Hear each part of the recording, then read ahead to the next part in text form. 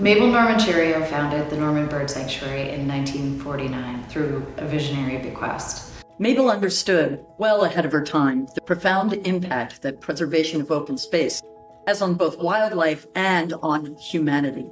And she entrusted us, the Aquidneck Island community, with the stewardship of this invaluable resource and really very precious place.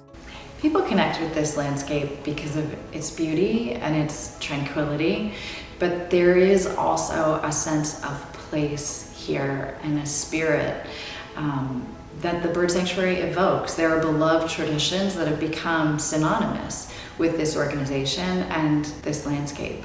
That 75-year legacy would not be possible without the community. You've sustained and enriched this special place for 75 years, and we are eternally grateful.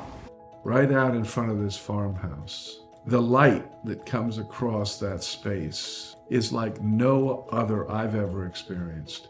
The fact that you have that beautiful field with the tall grasses, then natural fieldstone and trees that separate you partially from the ocean.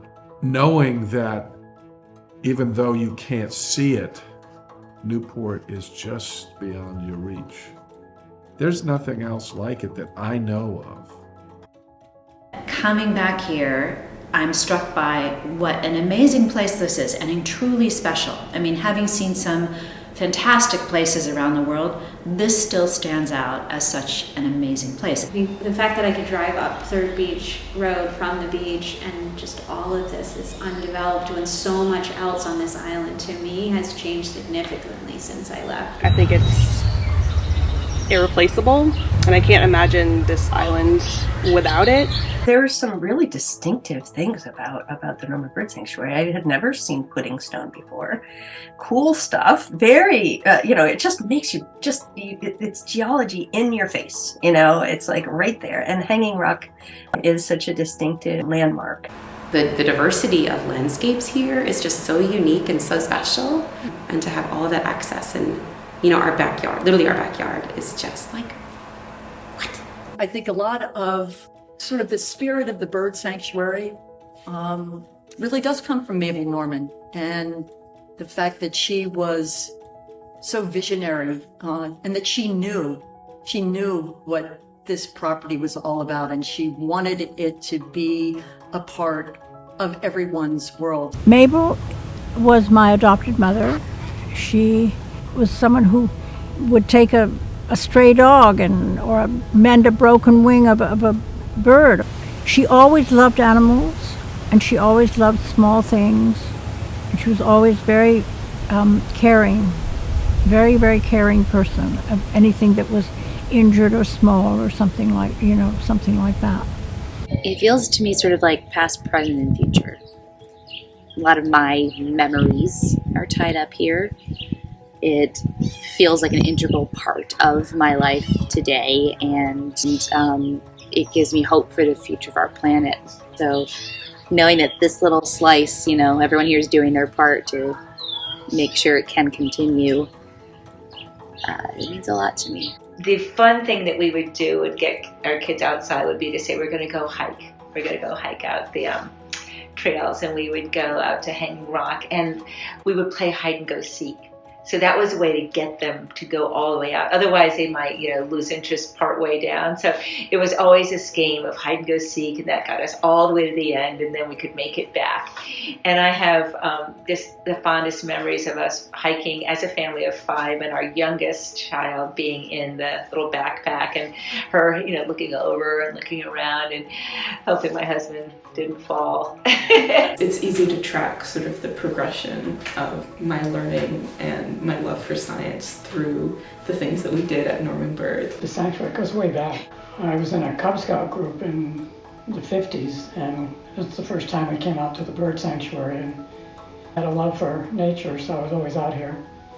Rode my bike out, skipped school and came out here. I think in my mind's eye, it was kind of like a bunch of hippies in a way. I mean, we were so free, and, nothing, there weren't any barriers to stop us from doing anything, and, it's just It was great. Somehow I found out about the bird sanctuary, and I went out there, and the only thing that existed out there that I recall was this old barn, which you all still have, was not cleaned up at all. It was very rudimentary. It appeared as though it had not changed at all since it had been being used as a barn, except that some wildlife, particularly in the form of a great horned owl, I recall, and I think they may have had a possum or something, and some birds were in behind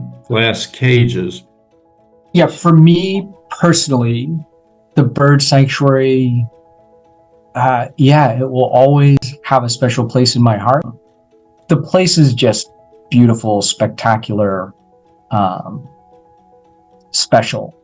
As a photographer, it's so fun to come here and slow down and really appreciate all of the nature, the details in nature. And I know that that was part of the intention of Mabel Norman, preserving this land for artists to be able to come here and pay attention in a certain way and document what could eventually disappear. We were outdoors all the time, and that was sort of the thing. It made everybody less afraid. It made nature more welcoming, more beautiful, more personal.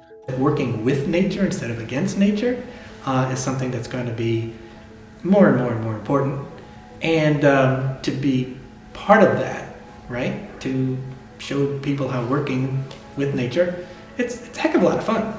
We introduced the Norman Bird Sanctuary in, I think, in 1982. And then kids were born, and of course I came every day with the kids and would carry them and we would walk, and so they, are now grown men, and whenever they come back to visit, we always come to the bird sanctuary to hike. They always come to the bird sanctuary hike. And if they bring a friend, they went, I got to show you Rhode Island, they come to the bird sanctuary. The bird sanctuary has always had an aura of being a community asset. But that's the essence of the place, and it belongs to everybody. My time at the Norman Bird Sanctuary absolutely informed the development of the entire rest of my career. And I wonder if that isn't the case for lots of people, and what a legacy that is too. I think the bird sanctuary is always going to be that special place. And there's still people that are going to need to come out and experience nature. So we will always be there. I think it's wonderful and it's essential and it's good for the biosphere as well as sort of the human soul. I think my hope for the sanctuary is that it will just always be here. I think it's probably going to stay because people are just coming around to realize how much is at stake. Wonderful places like this, some of them come and go because of the pressures of reality. But the Norman Bird Sanctuary, I hope, is always here. I love the sense of community that this place can offer, and I hope that would continue or grow. It really is a place that is very special to everybody in their own individual way. And when we get together as a community, that is just magnified 100-fold. My goal is for people in the scientific research community and in the education community to say, well, let's look at what the bird sanctuary is doing, and then we'll know how to do it the right way. So I don't necessarily see us getting enormous, but I see us having an enormous influence. Can you envision Newport without the breakers? It's in that class. My greatest hope for the place, as I remember it, is that it's still there as a sanctuary and still available for people to see wildlife and walk the trails and enjoy the spectacular views from some of those rock outcroppings that you can get to on the trail.